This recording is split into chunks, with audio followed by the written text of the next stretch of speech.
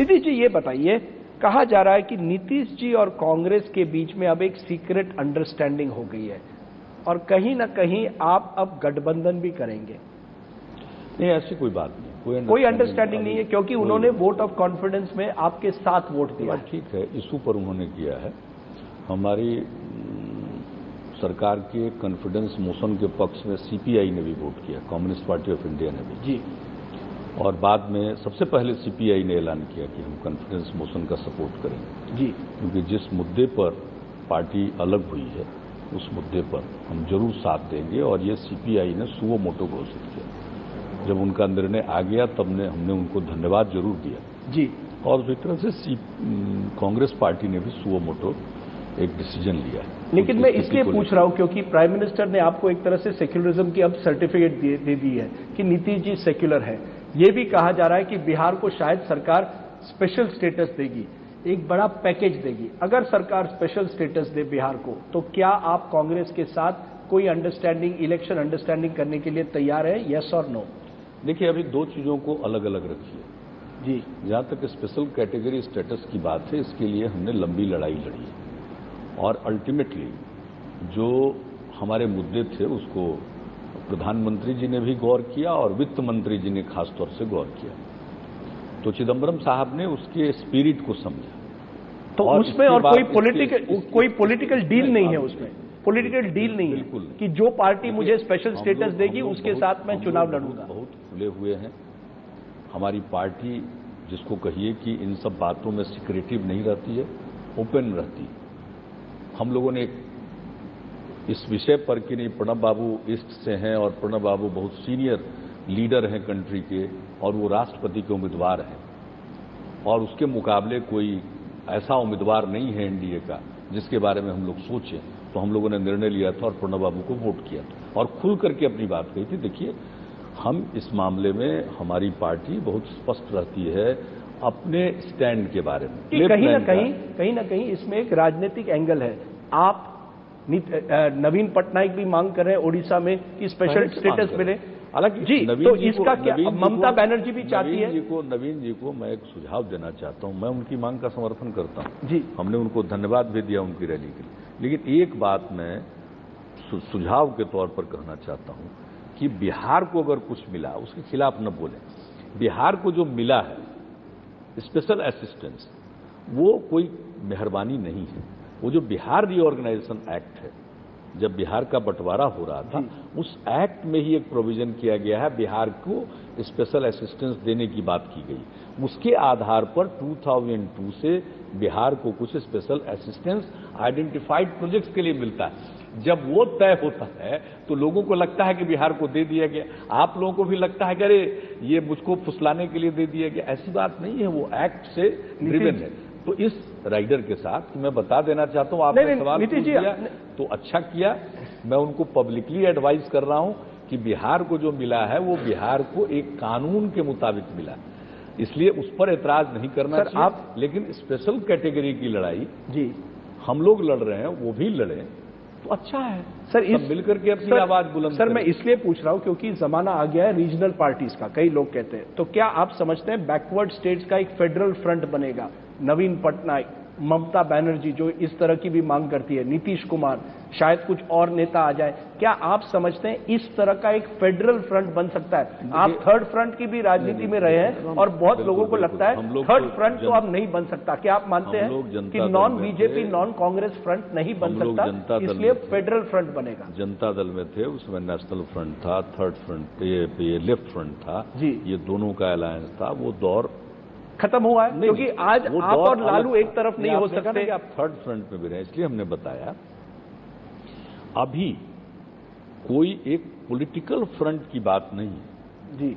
आज की तारीख में आप जो कहिएगा कि कोई फेडरल फ्रंट पॉलिटिकल फ्रंट है, हमारी बातचीत हुई है ममता जी से, या नवीन जी को भी हमने उनके रैली के लिए उनको बात हुई है, बधाई दी, लेकिन नहीं फेडरल फ्रंट की बात हुई है। ममता जी ने कहा कि उनकी बातचीत नवीन जी से हुई, हम क्या आप लोग बात कीजिए। हमारा यही सुझाव है कि ये जो इकोनॉमिक इशूज है, हमारे बैकवर्डनेस के, हमारे पिछड़ जाने के जो इकोनॉमिक इशूज हैं, इसका कॉमन कॉज है।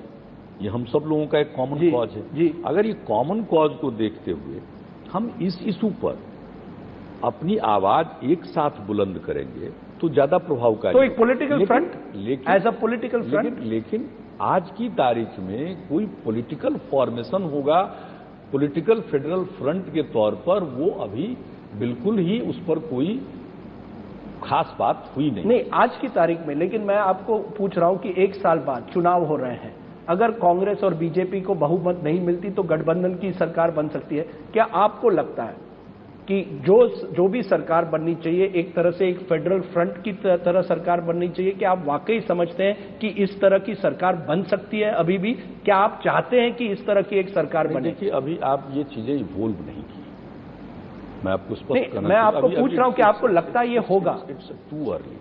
हमारा काम है, हम एक जगह थे, सर्टेन हमारे पॉलिसी इशूज थे, प्रिंसिपल के हमारे इशूज थे, हमारे आइडियोलॉजिकल कमिटमेंट का प्रश्न था, हम अलग हुए।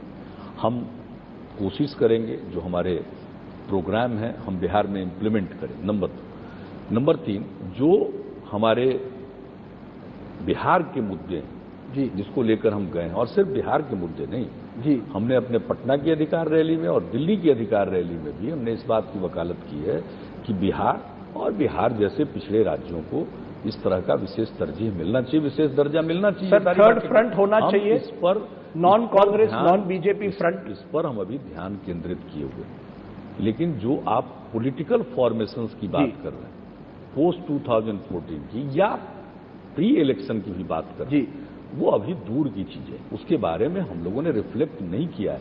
आज की तारीख में हम फॉर्मली येस या नो इसलिए नहीं कह सकते हैं क्योंकि आज उस पर हम लोगों ने रिफ्लेक्ट ही नहीं किया। लेकिन नवीन पटनायक ने साफ कहा है कि he will be equidistant from Congress and BJP, वो न कांग्रेस के साथ जाएंगे ना बीजेपी के साथ जाएंगे। क्या आप भी उसी तरह से कह सकते हैं कि मैं ना कांग्रेस के साथ जाऊंगा ना बीजेपी के साथ जाऊंगा? स्पष्ट बता दिया कि कई तरह की स्थितियां धीरे धीरे इमर्ज कर रही हैं, यानी आप रूल आउट नहीं कर रहे हैं? सुनिए ना, आप हम कह रहे हैं तो हमने तो पहले ही कह दिया कि ना हाँ कह सकते हैं ना कह सकते हैं, यानी आप रूल आउट नहीं कर रहे? इसका किसी भी चीज के मामले में चाहे, लेकिन आज की तारीख में हम बिहार के जो आर्थिक मुद्दे हैं इस पर हम ध्यान केंद्रित करेंगे, और अगर संभव होगा तो ये जो हमारे पिछड़े राज्य हैं ईस्ट के, ईस्टर्न स्टेट के साथ अगर कोई आपस में समझदारी बनती है तो कॉमन कॉज होने के कारण हम कुछ कॉमन एफर्ट भी करने की स्थिति में होंगे, तो उसको एक्सप्लोर करेंगे। आज की सर आप रूल आउट नहीं कर रहे।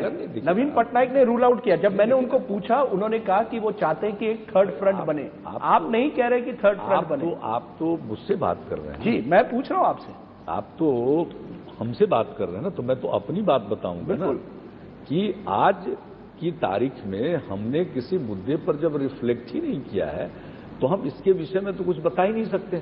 आज अभी इकोनॉमिक इश्यूज को, डेवलपमेंट के इश्यूज को लेकर जो हमारे कुछ साझा कंसर्न हो सकते हैं जी, इस पर हम क्या आगे साथ बढ़ सकते हैं, इसको एक्सप्लोर किया जाएगा। लेकिन ये बताइए आपका दुश्मन नंबर 1 कौन है? नीतीश जी, हमारी पार्टी का आगे का सवाल है, इसके बारे में जब हम रिफ्लेक्ट करेंगे तो आपको बताएंगे।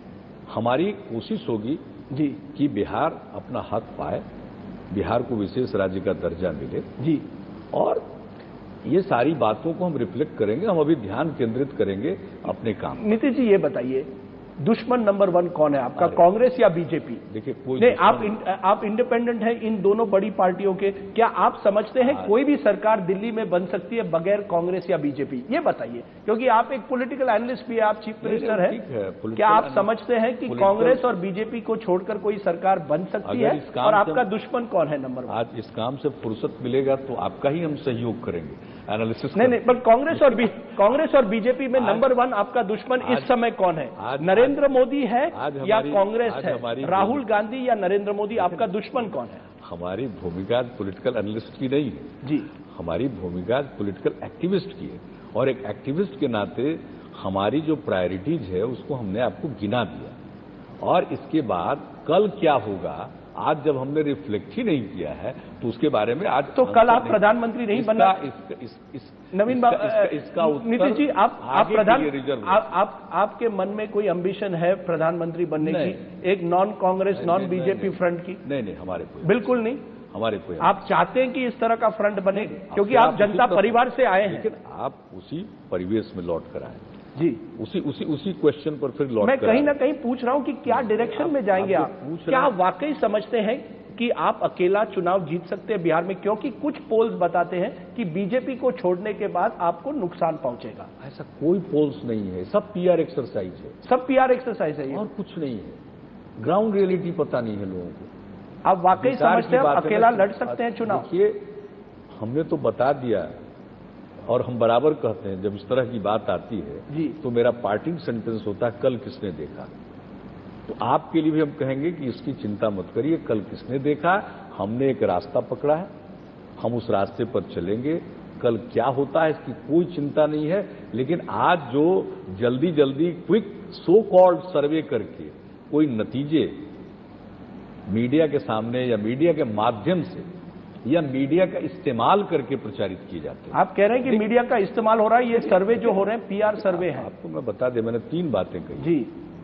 क्विक सर्वे करके मीडिया के माध्यम से या मीडिया का इस्तेमाल करके, आई डोंट नो ये क्या हो रहा है, लेकिन जो भी है ये सिर्फ और सिर्फ पीआर एक्सरसाइज है और कोई क्रेडिबल एजेंसी नहीं, कोई अहमियत नहीं है।